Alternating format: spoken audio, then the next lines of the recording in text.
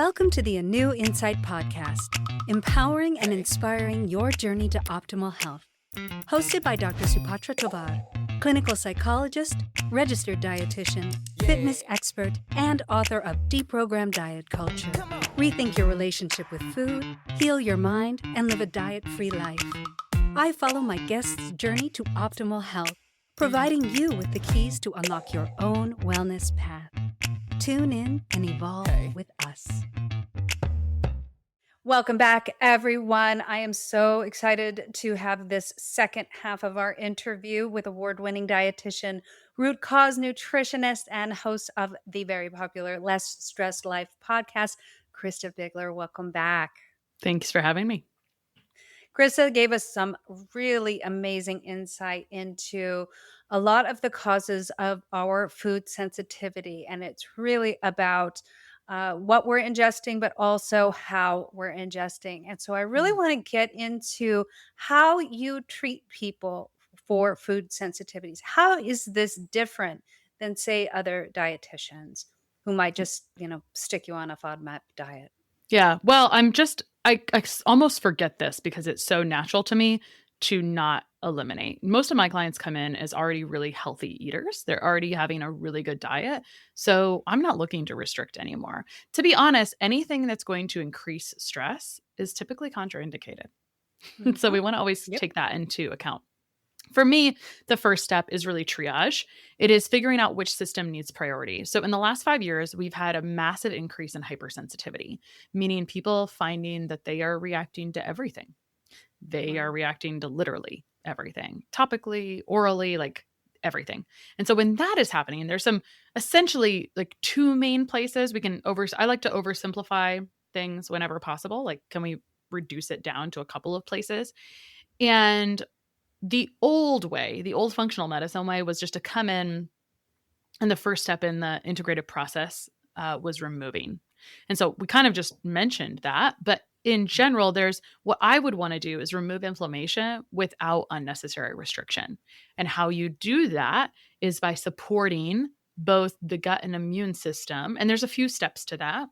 And then also drainage and detoxification. Now there's about 4 systems to that and kind of like a reverse of operations on how you do that. So I'm happy to talk about anything. The other option though, so you can go straight to that, which is my remove is reducing inflammation without unnecessary elimination. But based on the premise of whole food, like we're also having this foundation of whole high quality food and improving digestion. So everyone who comes in, we're going to support with some synergistic nutrients and optimize and improve digestion. Because remember in the last episode, I said, no one's digesting. So let's just go ahead and stimulate and support digestion. Now, by the way, there's many ways to do this, right? We talked a little bit about that, like actually stopping to enjoy the food. That's always really great. Best practice. That's going to, honestly, that behavior change takes some time for people, right? It really does. Yeah, it's hard. Behavior change is harder than taking a supplement, to be honest, for a lot of people. So I'll kind of do a little bit of both. Supplements to me are shortcuts. So we want to get results because that helps us get to where we want to be. Usually, if we're able to get results, we're going to feel better. When we're able to feel better, we improve our capacity. I have lots of feelings about capacity and like the psychological concept of balance as well, because I think that's such a big deal. Like we can't just stack more things for people to do. And so we look for a little bit of like both ends of it. So for example, something someone could do is they could take a straight up digestive enzyme. I do a little bit of a combination with digestive bitters because bitters kind of teach a man to fish instead of giving him the fish, right? The enzymes don't actually change how the body is digesting after you take away the enzymes. But if you use digestive bitters that actually stimulate the pancreas to secrete their own pancreatic enzymes, it's actually supporting that whole process through. And this was an epiphany personally for me on gut testing. There are some markers that I did gut testing on everyone for many years. And there are some markers that show digestive adequacy or capacity essentially.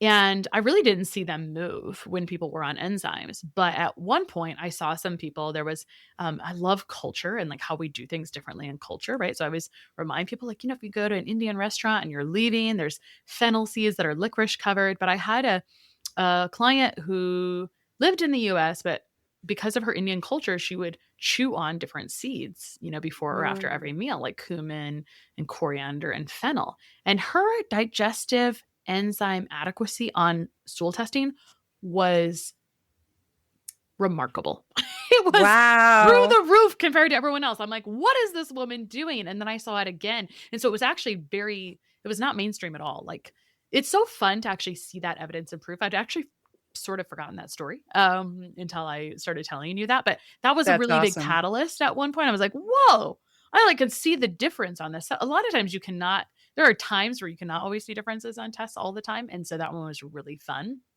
But I share that because talking about digestion can feel a little ambiguous, to be honest, Mhm. right? And so there's behavior change in how we're actually approaching the food and the meal.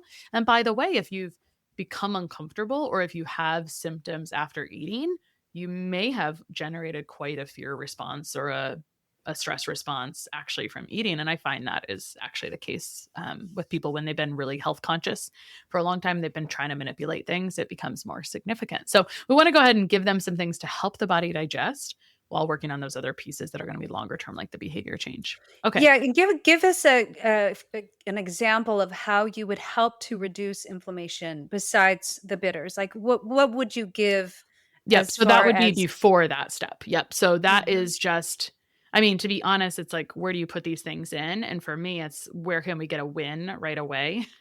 Improving Mm. digestion is going to be a win. So that's actually the step before reducing inflammation. So if inflammation is going to be really fueled so inflammation is sort of like an umbrella, right? It's really a response to what's happening in the processes in the body.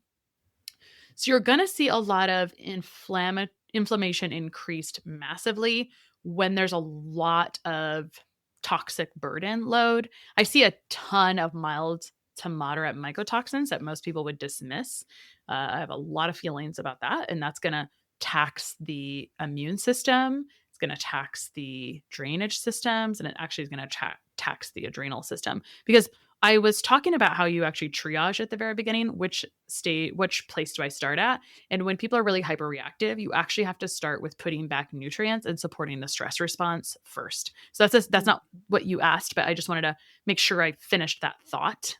So there's one of Yes. two places, either reducing inflammation without unnecessary restriction. So what's the baseline, right? If someone was eating a bunch of things that were not easily to digest. I'm not going to come in and shame or criticize anyone, to be honest. I'm way past that in my career at any point. Not that I was doing that, but people have this worry in general, right? This almost inordinate worry. So I can talk about reducing that inflammation. The other part is, that step is reducing inflammation without unnecessary restriction. The other part is really nourishing to create safety in the body. So I just want Yes. to offer that those are the two roads diverged in the wood. It's like you come Mhm. in and you're going to do some things that everyone needs for foundation that are, I would call shortcuts to make the rest of things work better later. And then you can go to one of these two places. Don't worry, you're going to do both no matter what, but it's which system is bigger priority. And when I say that, I'm just going to kind of give another layer to it. It's like, is the stress response system the problem? Are the adrenals completely taxed and depleted? And am I low in nutrients and all these things where I couldn't even do the other part? I can't even improve or optimize drainage because I don't even have the workers. So I actually have to put some back first. I actually have to calm the immune system freak out that's happening. Then you've got to go that step first. And it might just be a few weeks. It's actually so fun to see the dramatic differences for people. So I have a really short questionnaire. It's like, if you're feeling like you're reacting to everything, or you've reacted to supplements, or you've you've done a lot of major restrictions, all of those people I'm going to put in go nourish back to safety temporarily before coming in and reducing the inflammation. And this is actually pretty Yeah, important. and to interrupt just really quickly, Yeah. what are the most common inflammatory foods that you're seeing that cause these reactions?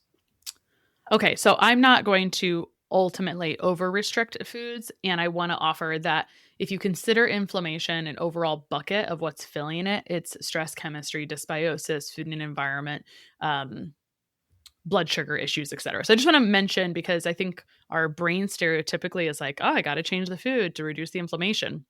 Mhm. So I even hesitate with this because to be perfectly honest, it's going to look different for different people. But the main things that people typically remove or reduce to reduce the inflammatory cascade, because these foods may be triggering other things to happen, would be gluten and dairy. And to be perfectly honest, in my population, it's actually a ton of histamine overall. Now, histamine's dose dependent. Now, a lot of other people would probably remove. It was interesting. Yesterday or the day before, I was actually on a podcast and someone was eliminating things. And she said, I removed all the primary triggers. And I was like, well, who told you what the primary triggers were? It was very interesting, right? Because there's actually, it's not like we actually are all playing from the same manual, to be perfectly honest. I work with a lot of skin issues. And so the common triggers for skin issues include the top 8 allergens and histamines in general. Oxalates can be a thing, but my whole thing is like, we can really get off on a pattern overall. What's popular right now? Carnivore. Why? It is so easy. Like, people don't have to think. They're like, oh, I barely have to think. I'm just consuming these things. And it's literally eliminating pretty much everything. Right. And I don't have any, it's sort of like what I have seen personally. So here's my experience with food restriction in general, is that temporarily it's like can be really dramatic for people. You can see major symptom improvement when you change your diet. And that gets people excited. Of course it does, obviously. Mm-hmm. And then what can happen, as we were talking about earlier already, is that as you add things back, you can start to continue to have those symptoms that you had before, which tells you like, oh, this is the food is the problem. It's actually like you're not metabolizing the food or processing it through the body or the food chemicals that are in the food. That's actually the problem. So what happens is we end up in this over restrictive pattern for a long time. And on carnivore, people would be typically feeding on ketones instead of carbohydrates. And so usually when you're doing that, you would actually carb cycle. And for women, this can be a little more important probably than men. I think we can really kind of damage our stress hormone systems when we're not carb cycling overall. I've done it. That was my second health crisis. I was working for a fasting program and accidentally trashed my adrenals and thyroid by I think people always, I always say, like, let's not neglect our humanity and let's not blame ourselves for being human, because we always have good intentions starting out. When people decide to be a vegetarian, and I just use this example because it's like age old, I feel like people start out with like this good intention. And before you know it, they're just eating buttered noodles at a restaurant because there wasn't another option, right? Mm-hmm. Of course, it's not really like that so much anymore, but we're missing the broad spectrum of nutrients available to us. So if someone wants to do carnivore and they think it's the best thing since sliced bread, you do you, because you can't, something like, I think we learn the most through our experiences. And what my experience is that people come to me when they're like, I actually want to be able to enjoy my life and food. Like, I actually don't really want to restrict all these things. I am their person. So if you want to go and just eat a T-bone every day, I really don't care. Like, have at it. Like, enjoy your life. I'm not responsible for you, right? But what I have seen is that I've got it's funny.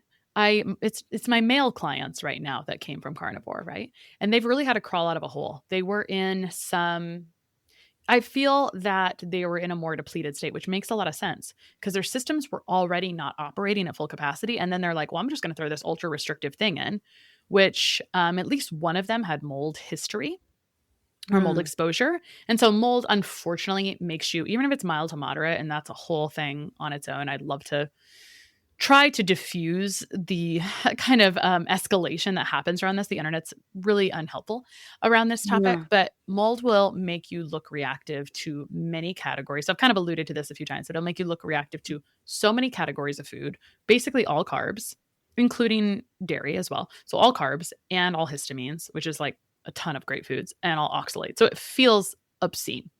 It feels obscene. And so it'll make you look really active to lots of things, but carnivore sort of takes care of that. But the problem is like that person wasn't digesting. Shocker. That person wasn't digesting well before. So it might work for a while. We see this pattern, right? It might work for a while, but if underneath the hood, you are not digesting and absorbing, your body can only live in a depleted state for so long before it's like, white flag, I'm over. Yes. I can't do it. And so what happens then is the hypersensitivity. And so it's hard to crawl out of the hole. And it sucks. It's like they're a full month behind everyone else, actually. Absolutely. So We definitely want to reduce the inflammation without eliminating anything. And that I think can be by introducing even more anti inflammatory foods or just kind of staying a little bit closer to the ground when it comes to food, but not eliminating or restricting anything. Some people may have to. If that's warranted, but let's look at the other end of the spectrum. How do you improve digestion? And let's talk about what you were talking about before, which is mindfulness and mindful eating. And why is it so hard for people to slow down and stop to, smell their food, enjoy their food, eat slowly? Yeah, I think this just came to me. And I don't know if you've ever like had this conversation with people, but or if you've had a runner, like there's in track or in cross country or in racing, sometimes you'll have someone pacing. And so usually you want to race against people who are better than you. Because if you don't, you're not like if you're in the lead, you actually may not hit your personal record because you're actually going pretty slow because you're not really having someone to like move toward overall. And so I think about that with like the rate of eating as well. For a long time, I was like, I was with my dietitian friends and I'm talking the most and finished eating first. And I was like, I think this is a problem.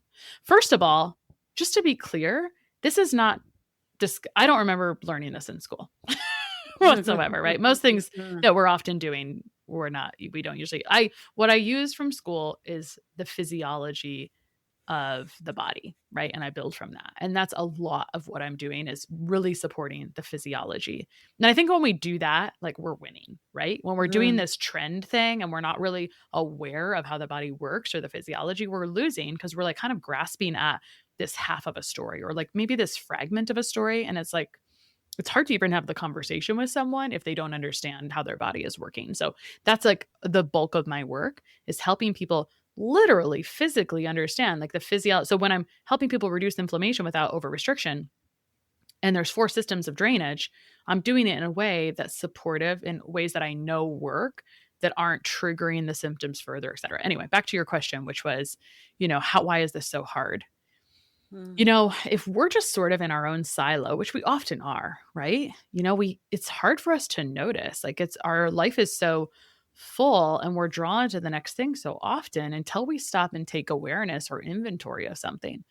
Like, what are we measuring against? Right. So if I didn't have friends to be around that were eating slower than me, it would not have even dawned on me I had a problem. Because if my previous comparison was eating with my family, which right before college it was, right? I lived with my family before I went to college. And then I'm eating around people who eat slower than me. At some point, I'm like, what is going on? What's my problem here? Whereas if I'm eating around my family and I'm sitting next to my dad every night at dinner, which is actually how it went, and he's eating much faster than me, like I'm in a totally different race, right? So Yes. So it's actually pretty interesting. Someone asked me at a retreat last month, she said, Christa, what's your favorite nervous system tool? I think she thought I was going to give her some fancy, cool thing. I said, actually checking the rate of my talking and putting my hand on my heart, because I learned from the similar way my conditioning was, if you think I talk fast, you should meet my sisters and my mom. So I come from a women of fast talkers, and I knew like people made comments about that my whole life, that I talked fast. And until I started doing nervous system work and coaching and different types of things that I thought I was never going to get into because I didn't have time for those things, right? I really, it was like, it was like a different version of me kind of emerged. And I only share that because if you don't have awareness around something. And so I think I think it's a good question and it's an interesting question. And I think the question has many answers, right? Of like, well, why don't you realize that you have stress? Right? It's really the question. So why don't you realize? And I have another really relatable story about this, by the way. So first I'll finish the current thought, which was literally checking. I remember talking to my micronutrient mentor years ago, and I was annoyed that my eyelid was twitching because I knew that meant that I depleted my magnesium, and I know that magnesium is depleted from stress. And I was mad that I had, I know what this is and why is this happening? And he was like, Christa, sometimes even good stress is stress. And that's a good thing to remember, that for me, the fast talking wasn't negative. It was excitement often. Mhm. It was often like, I'm so excited to tell you these things or to share this with you. I'm just so thrilled that I'm talking fast. It was a norm for me. So I share that because that was such a massive transformation. It was so interesting with my colleagues. They were like, wow, something changed in you. I had like processed, I would like seen someone every week to talk through everything going on. And I like slowed down. It was crazy. But also duh, right? And so I have another really relatable example that maybe a few years ago, I started to realize where I was catching myself saying something like, and I will say this, half the people in my industry have disordered eating and half do not. I don't have that history. I love food. I would love to cook food and talk about food all the time and eat the food. So I love food, which is cool. And it's a neutral statement, but I share that because I think that context can be important to how our relationship with food is. So I had this observation around myself where I was saying things like, oh, if I sit in front of the food, I'm going to eat the food. Like I can't stop eating the food in front of me, right? Like, it's a Christmas and like I'm sitting, how often like you're in the kitchen around the island and you're sitting there and you're snacking on the food. And I started to realize, right, this awareness, of course, so the first step is awareness always. And it's like, how do I create that awareness? I mean, you tell me. It's like, I feel like it hits us all from different places, like what struck us. So I hope that this story helps someone, of course. So I remember having this awareness of, oh my gosh, like this is ridiculous that I believe that I'm not in control of sitting in front of the food. And it was really a nervous system response, right? It was Yes. really a nervous system response that I was really just unaware of. I didn't feel like it was a big thing, but it was like, it was passive. It was numbing. It was as neutral as, it was like the body, it was like scrolling to the body, right? Like I'm just numbing, like I'm here, I'm doing this thing, and I'm pretty unconscious of it overall. But I was conscious enough, I guess I'm in tune enough around food where I was like, oh, I'm like filling up before I go to eat the meal. Like what's going on here, right? So there can be a physical reason for that, right? That I actually did not eat enough early in the day. That's very possible. I didn't have enough protein. That'll make me snacky. Those are physical reasons. And then there's the nervous system reason, the emotional, energetic, et cetera reason that I'm just numb. I'm just dissociating, numbing, et cetera around this overall. And I'm completely unconscious of it because I don't actually realize or think it's a problem overall. So I just share that because I'm someone whose life is in some capacity consumed by health. I identify as an incredibly healthy person.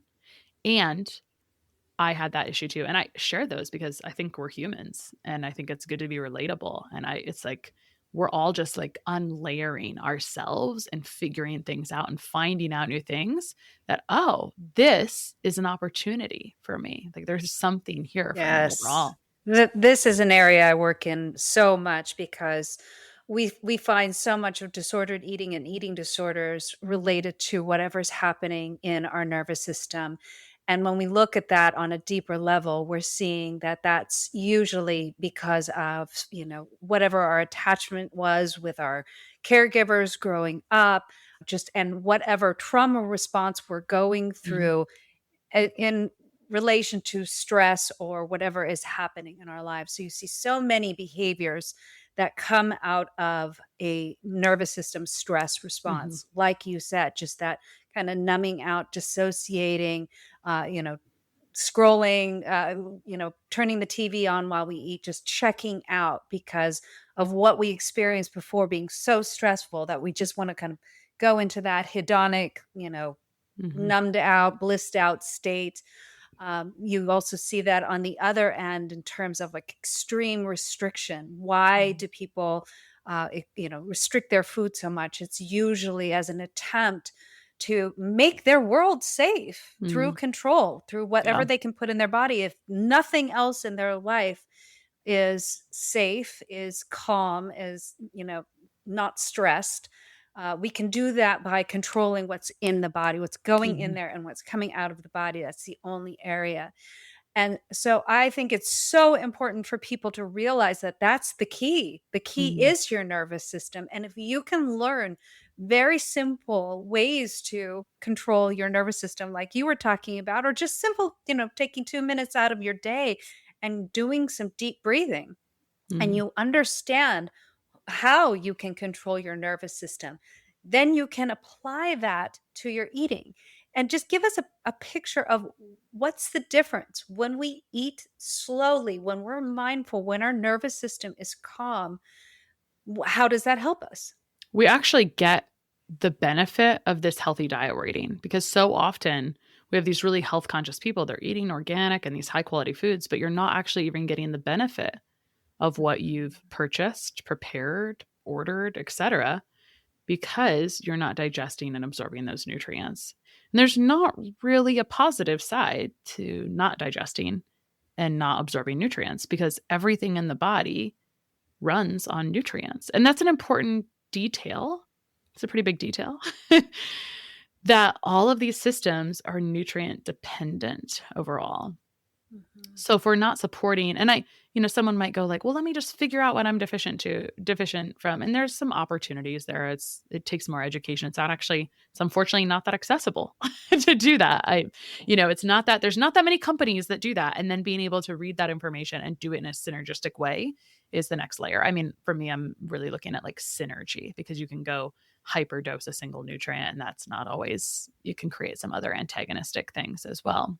I think that something else I want to say that kind of jumps on the back of what you just said is that how we go about how we're changing our diet tells us a lot about our nervous system. Now, of course, that's the first thing people typically do. I don't think that's right or wrong or bad or good. It's just very readily accessible in a million books and the internet, right? It's a Mhm. very simple thing that people are like, here is the answer, right? And of course, people see differences from things. But I was thinking about this as you were talking about the nervous system. I remember, people have said this off and on through the years. They will say something like, if someone would just tell me what to eat, I would eat it. And, that's a pretty good surface level statement that tells me you're pretty overwhelmed inside and you really can't Yes. even handle you can't handle understanding more because you're actually so overwhelmed, which is probably why you have symptoms in the first place. And so Mhm. it's like the carnivore thing. It's like what is popular always is a soundbite, right? And that fits really in a soundbite. It's pretty simple to understand. And so it's so Mhm. black and white. It's so easy and like thoughtless for people to understand that it's like that is one reason they hinge onto it. The other option, in my opinion, is curiosity. And we go about something Mhm. from curiosity instead of fear. It is a completely different experience in the nervous system overall, right? And with Mhm. curiosity, I might say, I wonder what would happen if I know that physically and logically at a cellular level, these immune system half cells turn over every 10 to 14 days. Then within 3 weeks of adjusting my diet, I should be able to see XYZ result. And I could measure my symptoms before and after those 3 weeks. And if I have that Mhm. kind of information, I could share with someone, right? And I could say curiously, like, oh, I wonder what would happen if I did this. That's a very different approach than let me just try this thing and I have no exit strategy. I have no, Right. because the people come in and say, I've been restricting for X amount of time. And as humans, we kind of get sick of this. We're like, why am I doing this again? I actually can't even tell the difference. And it's like, those are normal responses, which is why I do what I do now because Mhm. I think the best thing we can do is enjoy our life and take care of the body we have. And not understanding how all these pieces fit together means that it will feel like whack-a-mole, right? And Mhm. we're usually moved by inspiration or desperation. Unfortunately, it's usually desperation, but like all of the pain is growth, right? Like we don't learn the most through everything going easy. We learn the I most love through this. pain. I love you bringing in curiosity, because I think that's at the heart of, if you really just look at the definition of mindfulness, it's an open-hearted, non-judgmental awareness of the present moment. Mm, How can I be more curious about what I'm eating, how I'm eating? How can I be more present with that and calm my nervous system around that? And I think that when people do that, when they do slow down and they do realize that they are stuck in this stress response and they do something about it, so many physical ailments actually resolve themselves without necessarily having to do a lot of whack a mole with our mhm. nutrition. And so I love that you're doing this. And for all those who are curious about working with you or finding out more about you, where can they find you? How can they get a hold of you? How can they work with you? Yeah, you can find everything you need at christabiegler.com. I have kind of a training I worked on for a long time that goes into how you reduce inflammation without unnecessary restriction. And some of the things we didn't talk about today, like relapse prevention, which I know you love as well, right? Lasting change. So you can find that at christabiegler.com. Or if you just want to nerd out, I'm over at Less Stress Life podcast. Yes. And I think we need to nerd out a little bit more. I didn't get to ask, like, I don't know, 90% of my questions. There's so many more questions I want to ask you. I'd love to have you back on someday. I I just would think love you that. are a wealth of information, and you and I are very aligned in our thinking. And so it's really lovely to have someone like you out there. Thank you so much for having me. Yay. And thank you everyone for joining me. I'm really looking forward to the next exciting interview and hope you join me next time. Thanks for tuning into the ANEW Insight podcast. Please remember, the contents shared on this podcast is for entertainment purposes only and does not constitute medical advice. You can find us anywhere podcasts are streaming, on YouTube at my.anew.insight and at anew-insight.com under the ANEW Insight podcast tab.